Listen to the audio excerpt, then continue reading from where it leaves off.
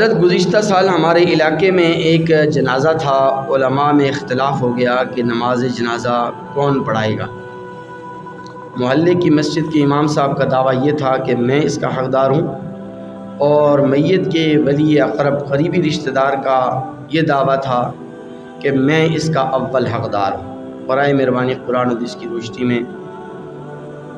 تفصیل کے ساتھ رہنمائی فرمائیں تاکہ یہ مسئلہ جڑ سے ختم ہو جائے۔ محمد عامر عباسی، ضلع تحصیل ایبٹ آباد۔ دیکھیے بہت آسان بات ہے، اس میں لڑنے جھگڑنے والی تو کوئی بات نہیں ہے۔ اصل میں لڑتے جھگڑتے بھی وہ لوگ ہیں کہ جن کے اندر ذاتیات ہوتی ہیں، یا ذاتی اناد ہوتا ہے، یا ذاتی اختلافات ہوتے ہیں۔ بڑا آسان اور بڑا واضح ترین مسئلہ ہے، اور فقہائے احناف کی تمام کتابوں کے اندر یہ مسئلہ متفقہ طور پر لکھا ہے کہ نماز جنازہ پڑھانے کا اولین حقدار آپ کا حاکم وقت ہے، پھر اس کے بعد اس کا نائب ہے، اگر وہ نہ ہو تو پھر قاضی ہے۔ اب حاکم وقت سے کیا مراد ہے اور کون سا حاکم وقت ہے، اس کے بارے میں آپ کے سامنے تفصیل بھی بتاؤں گا، اور ایک دو بڑے دلچسپ قسم کے واقعات بھی وہ بھی میں آپ کے سامنے عرض کروں گا۔ لیکن پہلے آپ ترتیب سماعت فرمائیں کہ اولین حقدار امام وقت ہے، پھر اس کا نائب ہے، پھر قاضی ہے۔ اس کے بعد پھر تیسرے نمبر پر محلے کی مسجد کا امام ہے۔ آپ کے محلے کی جو مسجد ہے اس کا امام اولین حقدار ہے نماز جنازہ پڑھانے کا۔ اس کے بعد پھر جو ولی ہے، میت کا جو ولی ہے، اقرب ہے، قریبی رشتہ دار ہے، وہ نماز جنازہ پڑھانے کا حقدار ہے۔ لیکن اگر میت کا ولی اقرب نماز پڑھا لیتا ہے، میت کا قریبی رشتہ دار نماز جنازہ پڑھا لیتا ہے امام مسجد سے پوچھے بغیر بھی، تبھی نماز جنازہ ہو جائے گی، اس کو دہرانے کی کوئی ضرورت نہیں۔ لیکن بہتر افضل یہ ہے کہ اگر ولی اقرب نماز پڑھاتا بھی ہے میت کا قریبی رشتہ دار، تو اس کو امام مسجد سے پوچھ لینا چاہیے، اجازت لے لینی چاہیے، تاکہ تنازع پیدا نہ ہو۔ اسی طرح ایک امام مسجد وہ ہوتا ہے جو 5 وقتہ نماز کا امام ہوتا ہے، اور ایک امام مسجد وہ ہوتا ہے جو جامعہ مسجد کا امام ہوتا ہے، یعنی جامعہ مسجد کا امام غیر جامعہ مسجد کا امام، اور جامعہ مسجد اس کو کہتے ہیں جس میں جمعے کی نماز ہوتی ہے۔ تو اگر یہ دونوں امام اکٹھے ہو جائیں تو پھر جو جامعہ مسجد کا امام اور خطیب ہے وہ اولین حقدار ہے، پھر وہ نماز جنازہ پڑھائے گا۔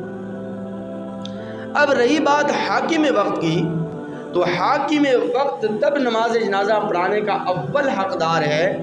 کہ اس کے اندر نماز جنازہ پڑھانے کی صلاحیت اور استعداد ہو۔ یعنی نمبر 1 یہ کہ وہ عاقل ہو، بالغ ہو، مرد ہو، مسلمان ہو، اور اسی طرح اس کو بقدر ضرورت قرآن مجید آتا ہو، بقدر ضرورت، یعنی کم از کم اس کو آخری 10 صورتیں آتی ہیں۔ لیکن ہمارے جو آج کل کے حکمران ہیں ان کو سورہ فاتحہ نہیں آتی ہے، ان کو سورہ کوثر نہیں آتی ہے، اس کو پڑھتے ہوئے ان کی 10 اٹکڑیں 10 غلطیاں ان کی آتی ہیں، سورہ اخلاص پڑھتے ہوئے ان کی غلطیاں آتی ہیں، تو یہ کہاں سے حقدار بنیں گے نماز جنازہ پڑھانے؟ حاکم وقت اگر ہو تو ایسا ہو کہ جس کو نماز کے تمام مسائل، نماز کے مفسدات اور نماز کے صحیح ہونے کی شرائط اسے آتی ہوں، اور نماز کے احکامات سے وہ واقف ہو، تو پھر یہ حاکم وقت نماز جنازہ پڑھانے کا اول حقدار ہے۔ یعنی آپ آسان الفاظ میں آپ یوں سمجھ لیں کہ حاکم وقت اگر ہو تو پھر وہ شمس الدین التمش رحمۃ اللہ علیہ جیسا حاکم وقت۔ مشہور و معروف واقعہ ہے، خواجہ قطب الدین بختیار کاکی رحمۃ اللہ علیہ کا جب جنازہ اٹھا، اور اس وقت کے جب سفر کے اتنے وسائل نہیں تھے، اور گاڑیوں کی اتنی آمد و رفت نہیں ہوتی تھی، اور سواری کے اتنے انتظامات و انصرامات نہیں ہوتے تھے، اس وقت ان کے نماز جنازہ میں لاکھوں افراد نے شرکت کی۔ آج کل کے دور میں اگر ان کے نماز جنازہ ہوتا تو پتہ نہیں کروڑوں لوگ ان کی نماز جنازہ میں شریک ہوتے، کیونکہ بہت بڑی عظیم ہستی تھی خواجہ قطب الدین بختیار کاکی رحمۃ اللہ علیہ۔ ان کا جب جنازہ اٹھا تو مجمع میں اعلان ہوا، اور خواجہ قطب الدین بختیار کاکی رحمۃ اللہ کی وصی نے اعلان کیا کہ خواجہ صاحب کی وصیت یہ ہے، اور میں ان کا وصی ہوں۔ انہوں نے یہ وصیت کی کہ میری نماز جنازہ وہ پڑھائے کہ جس کے اندر 4 شرائط پائی جاتی ہیں۔ کتنی؟ 4 شرائط جس پہ پائی جاتی ہیں وہی میری نماز جنازہ پڑھائے، کوئی دوسرا شخص نہیں پڑھا سکتا۔ وصی نے کہا کہ پہلی شرط یہ ہے کہ وہ شخص ایسا ہو کہ جس کی زندگی بھر کبھی بھی تہجد کی نماز نہ چھوڑی۔ نمبر 2، اس نے کبھی عصر کی سنتوں کو نہ چھوڑا ہو، عصر سے پہلے جو 4 سنتیں جو غیر موقعہ ہیں وہ کبھی اس نے نہ چھوڑی ہوں۔ نمبر 3 یہ جب سے وہ بالغ ہوا ہو، سن بلوغت کو پہنچا ہو، بلوغت کی دہلیز پر اس نے قدم رکھا ہو، شعور اور بلوغت کی دہلیز پر اس نے قدم رکھا، اس وقت سے لے کر آخری وقت تک اس نے کسی غیر محرم پر نگاہ نہ ڈالی ہو۔ نمبر 4 کہ اس کی کبھی تکبیر اولیٰ فوت نہ ہو، تکبیر اولیٰ اس کی کبھی فوت نہ ہو۔ اب یہ 4 شرائط کو اتنی آسان نہیں تھی۔ مجمع میں بڑے بڑے علماء، جید علماء، مفتیان اکرام اور شیخ الحدیث، بڑے بڑے شیخ التفسیر، بڑے بڑے عظیم لوگ تھے، سب کے سر جھکے، کیونکہ یہ اتنی آسان شرائط تھوڑی۔ پھر ایک شخص جو ہے نا وہ آگے بڑھا اور روتے ہوئے اس نے کہا کہ میں ان 4 شرائط پر پورا اترتا ہوں۔ الحمدللہ ثم الحمدللہ، یہ چاروں شرائط میرے اندر پائی جاتی۔ جب لوگوں نے بغور دیکھا تو پتہ چلا کہ یہ اس وقت کا حاکم وقت اور اس وقت کا بادشاہ شمس الدین التمش رحمۃ اللہ علیہ۔ مسلمانوں میں ایسے حکمران بھی گزرے ہیں، ایسے وقت کے حاکم بھی گزرے ہیں، ایسے بادشاہ بھی گزرے ہیں۔ تو پھر وہ آگے بڑھے اور انہوں نے خواجہ قطب الدین بختیار کاکی رحمۃ اللہ کی نماز جنازہ پڑھائی۔ زیادہ دور جانے کی ضرورت نہیں ہے، یہ آپ کے پنجاب کا شہر ہے بہاولپور، اس کا ایک نواب گزرا ہے بڑا مشہور و معروف، نواب صادق مرحوم۔ مجھے پچھلے دنوں میں ایک بزرگ نے مسجد میں بیٹھ کر باوضو حلفیہ یہ واقعہ سنایا، حلفن اس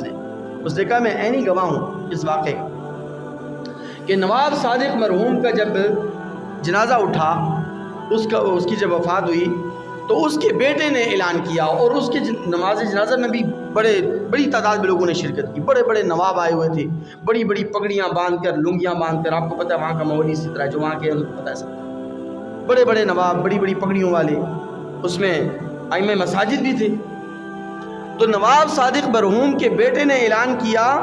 کہ میرے والد کا نماز جنازہ وہ شخص پڑھائے گا کہ جس کو طہارت اور پاکیزگی کے تمام مسائل آتے ہوں، طہارت اور پاکیزگی کے تمام مسائل سے وہ آگاہ اور واقف ہو، اور نمبر 2 یہ کہ اس کو وضو کا مسنون طریقہ آتا ہو، مسنون سنت طریقہ۔ آپ کو پتہ ہے کہ یہ جو پنجاب کے دیہی علاقے ہیں یا اسی طرح سندھ کے بھی دیہی علاقے ہیں، وہاں ائمہ مساجد اکثر غیر علماء ہوتے ہیں۔ اب شاید تھوڑی سی تبدیلی آ گئی ہے کیونکہ اب علماء کی تعداد بہت زیادہ ہو گئی، لیکن پہلے زمانے میں تو بہت کم علماء ہوتے تھے، صرف لوگ جو ہے نا داڑھی پگڑی والے کو امام بنا لیتے تھے، یا کوئی بزرگ کوئی سفید ریش ہو اس کو امام بنا لیتے تھے۔ تو پورے مجمع کے اندر بڑی بڑی پگڑیوں والے، بڑی بڑی داڑھیوں والے وہاں پر موجود تھے، لیکن کسی نے ہاتھ نہیں کھڑا کیا، کسی کے اندر کسی کو طہارت اور پاکیزگی کے مسائل مکمل طور پر نہیں آتے تھے، اور کسی کو وضو کا مکمل مسنون طریقہ جو سنت طریقہ ہے وہ نہیں آتا تھا۔ تو نواب صادق مرحوم کا بیٹا، بڑی عظیم شخصیت گزری ہے نواب صادق مرحوم، اور بڑے نیک اور صالح شخص گزرے ہیں،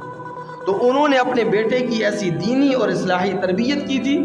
کہ اس کے بیٹے نے کہا کہ مجمع میں سے کوئی بھی شخص ایسا نہیں ہے، لہٰذا میں یہ اعلان کرتا ہوں کہ الحمدللہ ثم الحمدللہ مجھے طہارت اور پاکیزگی کے تمام مسائل سے آگاہی ہے، اور وضو کا مسنون طریقہ مجھے اچھی طرح آتا ہے، اس لیے میں اپنے والد کا نماز جنازہ خود پڑھاؤں۔ تو ایسے لوگ اگر حاکم وقت ہوں یا حاکم وقت کے بیٹے ہوں تو پھر وہ اولین حقدار ہیں، لیکن آج کل کے ہمارے جس طرح کے حکمران ہیں اور جس طرح کے یہ جاہل حکمران ہمارے متھے لگے ہوئے ہیں اور ہمارے سر پر مسلط ہیں، یہ لوگ تو کسی طور پر بھی حقدار نہیں ہو سکتے۔ اللہ تعالیٰ سے دعا ہے کہ اللہ تعالیٰ ہمیں نیک، صالح، متقی، پرہیزگار، امانت دار اور دیانتدار حکمران عطا فرمائے۔